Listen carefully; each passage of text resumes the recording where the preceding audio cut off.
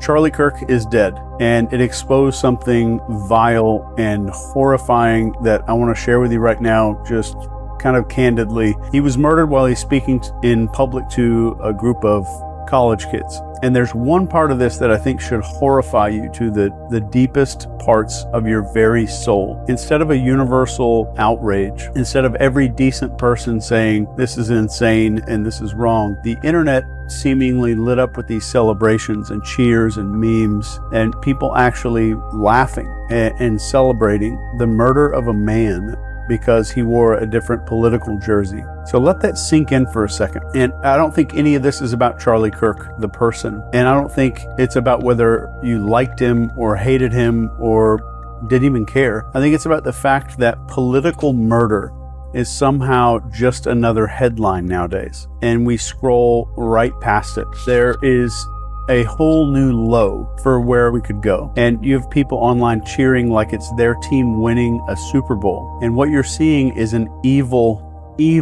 mask slipping.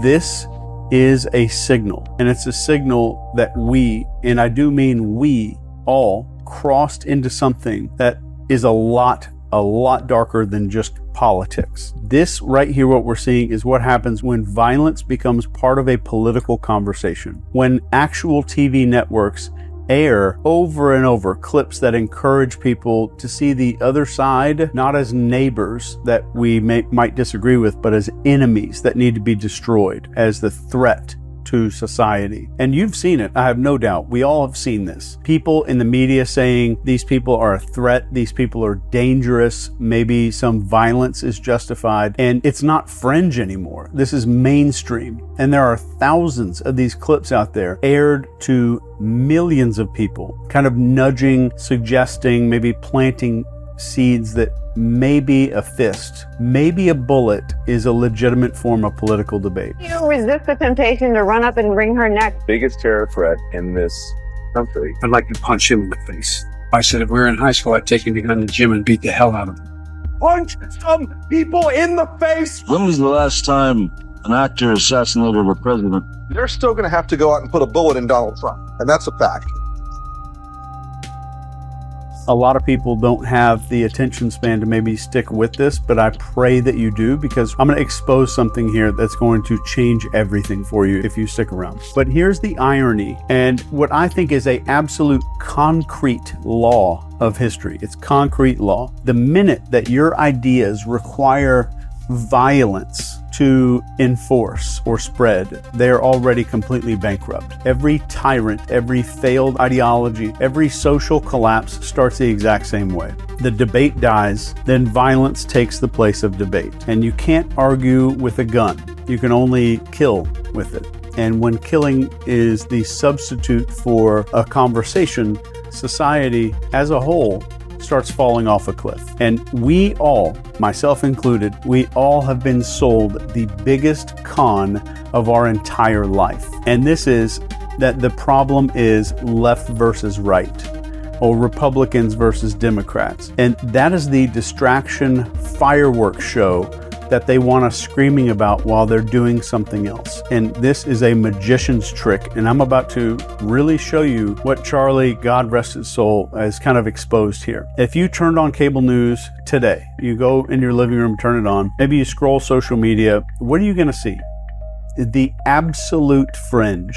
They're going to show you the loudest, dumbest, most cartoonish people from the other side blasted in your face 24/7. You're not being shown your neighbor or your coworker or the mom next door who votes differently. You're being shown a bunch of professional lunatics that are handpicked to make you think one thing. And the one big thing that they want you to think is, oh my God, these people are insane. They are the enemy.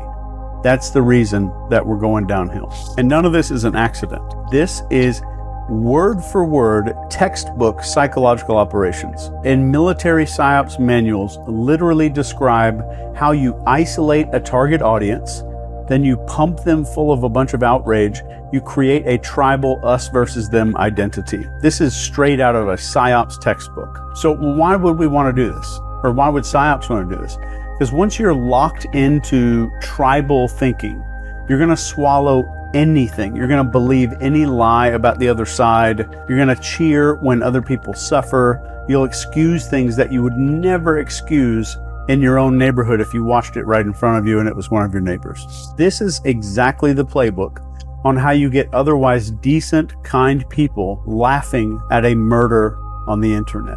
That is how you radicalize a country without firing a shot. And let me tell you something that you're not supposed to think about right now. You share more in common. You share more with somebody across the aisle than with a billionaire donor or some media executive pretending to speak for you. I don't think they want you to see that. They need you divided. They have to have you blind and full of rage, because a united, sane, connected public is the one thing that they actually fear. So how does a normal person, just a regular person, a guy who loves his kids, pays his bills, maybe argues politics at Thanksgiving, how does he turn into somebody who cheers at the assassination of a political opponent on the internet? This does not happen overnight. It is a formula, and I'm going to lay it out for you very plain right here. Number one is isolation. And this is where you don't just disagree with people anymore. You're told not even to interact with them. You don't have friends on the other side. Don't date them. Don't work with those people. You need to cut them out of your life. That is step one. And if you're paying attention, that's also step one of joining a cult. So step two is echo chambers. You surround yourself only with opinions that sound just like yours. Social media makes damn sure of this. And algorithms serve you more of what already pisses you off. And this has been proven and documented in research. So that rage gets recycled and concentrated like moonshine, like a moonshine still. And if you haven't caught on yet, this is step two of building a cult, a dangerous cult. So step three here is the tribal script. This is the us versus them narrative. Your side is righteous, their side is evil. Every single issue is framed like a holy war, and it doesn't matter if it's taxes or healthcare. It's suddenly life or death, and it's good versus evil. And if you add outrage and righteous superiority, and our brain chemistry starts going bonkers, crazy, that cocktail makes people feel morally justified in hating and silencing and celebrating violence. That is true radicalization. That's how you turn regular people into basically a sleeper agent without them even knowing. The bad news is that what I just said is only the beginning, and it's happening on both sides of the imaginary aisle. Here's the truly horrifying part. All of this, it's not just a result of some advertising and algorithms. This is deliberate, and I would stake my reputation on it. This is not just some accidental byproduct of politics. This, what we're seeing right here, is engineered step by step to keep you outraged and blind and keep you just kind of stabbing and punching at shadows. All the while, this real power, the people who profit from division, stay completely untouchable. So keep this in mind while we're talking. You have more in common with someone who voted different than you did than the people that you see parading their narratives on TV. Please keep that in mind forever, if you're able to. An absolutely brutal truth that nobody really wants to face. Assassinations, that especially like we saw with Charlie Kirk, assassinations are not usually about stopping some kind of evil. They're about stopping ideas. You don't kill somebody because their argument was weak. You silence them because you were terrified that their words are working on people. Think about Martin Luther King Jr. He wasn't murdered because he was irrelevant and he had bad ideas. He was killed because his vision of racial and economic unity and equality was gaining traction in the country. If you look at President Kennedy, JFK, he wasn't taken out because he had no power or had crappy ideas. He was killed right as he started poking holes in this weird, dark system's grip on our war and defense and secrecy. Mr. Rabin, I think, assassinated in Israel. Nobody did it because he was a joke or because he was a laughingstock. He was killed because he was pushing in Israel for peace, and peace threatened power. Peace threatened power. History is unbelievably clear on this. If debate dies, when open conversation gets replaced with suppression or intimidation and ultimately violence, society walks into a death trap. There is not an exception to this. So the ideas that require censorship or intimidation or blood to survive, They are 100% of the time poison. An idea that can't survive in the sunlight has to live in the shadows. And that is the death spiral that we are in if we don't stop this shit right now. So let's look at the other hand in this magic trick. Remember we talked about there's some misdirection going on here. For decades, the press, the media was supposed to be our watchdog. They're going to find all the facts. They're going to hold the powerful accountable. They're going to keep people informed. And again, you can see this with your own eyes. It's not right versus left. Look closely at the media. It's not right versus left. This is darkness versus light. The media is a circus tent with a lot more in common to a casino. This is a propaganda machine just churning out outrage. Let me just tell you exactly how this works. Facts are boring to people. Outrage is more likely to sell. It's more likely to keep you looking at the screen. That's their metrics. That's what they get paid based off of. So instead of showing you some kind of reality, they're showing you this carefully curated nightmare reel of the absolute worst of the other side. They're not giving you the whole picture. They're giving you the most extreme clips that they can find because they know that you're going to watch.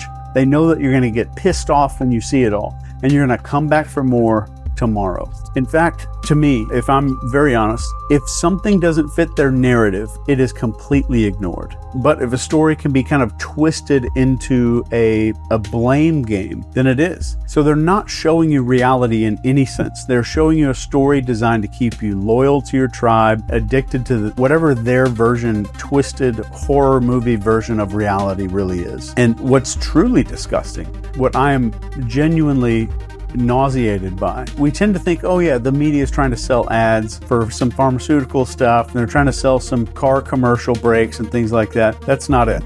This is more about distraction. The reason is, while they get you frothing at the mouth over some clip of a protester screaming nonsense, the real enemy to all of us, these entrenched people that you have nothing in common with whatsoever, who decide the narratives, they bankroll politicians, and they write the rules, and you know that they win no matter who wins, right or left. You know that they're the ones getting the checks. They're laughing at how stupid we are. So let's stop with the doom and gloom for a second here. And let me just kind of bring this back. If you strip away all of the slogans, all the hashtags, the little talking points of the media, what do regular people want? What do regular people, you and your neighbors, even the people that voted differently than you? We want our kids safe.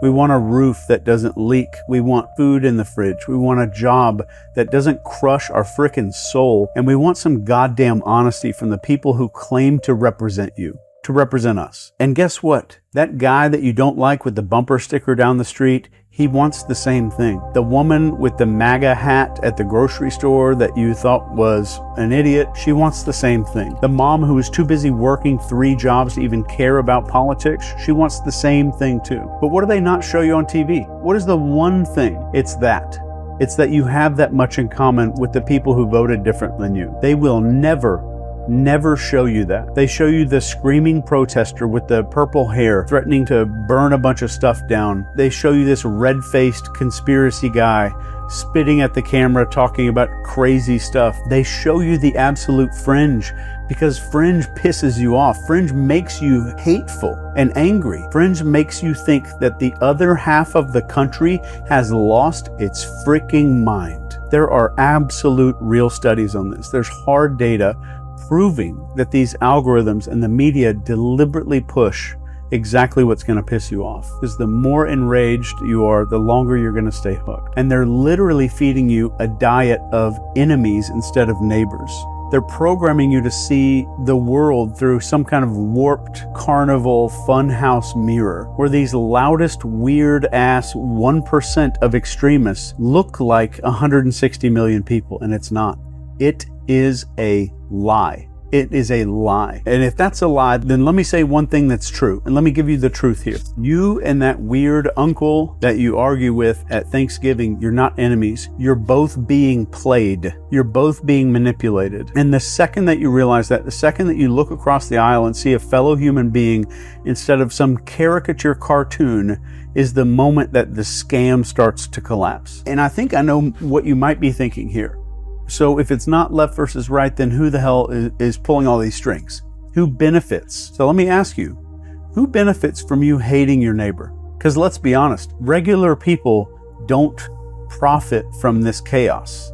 Regular people don't, but someone does. And that someone is what I personally call the covert elite, because we have elite and then we have covert elite. And these aren't like a bunch of Looney Tunes cartoon villains in some underground lair. These are CEOs and mega donors to political campaigns. And you notice how they donate to both sides? These are political lifers, media conglomerates. These are the people who cash big ass checks no matter who wins the election. They operate on both sides of the aisle because the sides pay out. They don't care about your values. They don't care about your family or your future. They care about one thing, and that's control. Let me tell you, division is the cheapest, most effective tool ever invented for that. Look at how psyops are described in military doctrine. You identify your target audience. You feed them carefully selected information, and you push their emotion until their behavior changes. This isn't theory. That's written down in black and white. And it's the same exact playbook that's being used on you and me, my family, my parents, all of us. Except this time the battlefield isn't Afghanistan. It's not some country in the Middle East. It is your living room. It's your Twitter feed. It's your nightly news. It's right here where you're looking at my face, whatever device you're watching this on. This is the battlefield. This is why both parties, you're hearing them scream about each other nonstop, but they never really seem to touch the things that matter. And you ever notice how there's always money for war, but there's never money to fix our roads? You notice how billionaires always seem to fund both sides of the elections. And if you've ever noticed, if you take a good look, corruption is a bipartisan issue.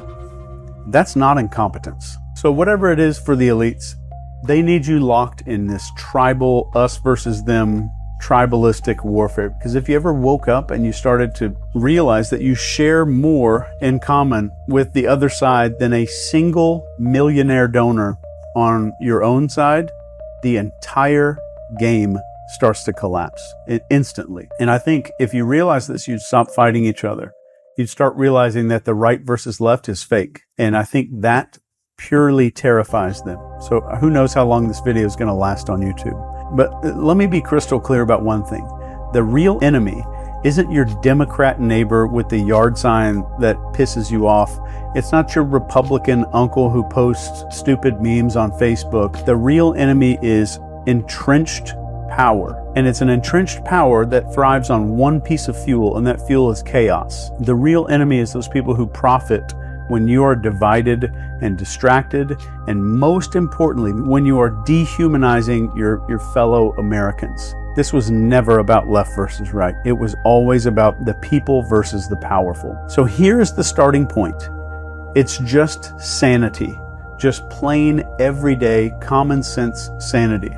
And ask yourself, do you genuinely want political opponents murdered in the streets? Do you want your neighbor dragged through the mud because they voted differently? Of course you don't, because you're a sane human being. And that means that you're okay. And sanity right now is the most rebellious act that you can commit in this country for right now. Sanity is refusing to let CNN or Fox News or Twitter decide who your enemies are. It's looking across the aisle that's probably imaginary and saying, you know what, I disagree with your ass, but you're not the devil. Sanity is truly openly saying violence is not politics. Violence becomes the death of politics. And true sanity is seeing just the weird idiots on the news and realizing that's not the norm. That is a cartoon that's curated for you. And the second that you stop playing the outrage game and you refuse to cheer for blood, which I hope you didn't do, you're already breaking the spell if you're there. I genuinely believe in my heart that sanity is contagious. And when one person refuses to take the bait, the echo chamber starts cracking a little bit. 10 people refuse, it starts breaking open a little bit more. And let me be super clear here. When millions of people, if this were to happen, or were to refuse, the machine will collapse. I guarantee it. We don't need permission to stop being pawns on the board. The minute that you decide right now that you will not be programmed into hatred, then you have started to win. And that's the first step to being sane. And it starts with you. Mr. Charlie Kirk, his death was a mirror for all of us. And it's a mirror showing us how that we have fallen, because when we see murder being celebrated, when we see neighbors that are treated like enemies, that's the signal. And I think the good news here is that the machine only works if we feed it. It only runs on our clicks and our outrage and our willingness to see half of this country as a horrifying monster. If you starve this, it's going to die. It's as simple as that. Just think about your neighbors. Look at the people around you. Your neighbors, your co-workers, the parents at your kids' school. Do they really look like these dipshits that you see on TV and on social media? Do they actually match these memes and all the screaming clips and stuff? Hell no. They look like you. They look like me. We're tired and overworked. We're worried about bills. We're praying for a future that isn't just bonkers, batshit crazy. That's the America that cameras don't show you, because if they did, you'd stop hating people. You'd start seeing reality. So here is the pledge. Here's my one thing that I want to give to you here. And you can say this pledge out loud if you need to. I will not let anything electronic decide who my neighbor is. I will not let political violence become normal. I will no longer let propaganda tell me who to hate. I will never cheer for blood. I will choose sanity. I will choose unity.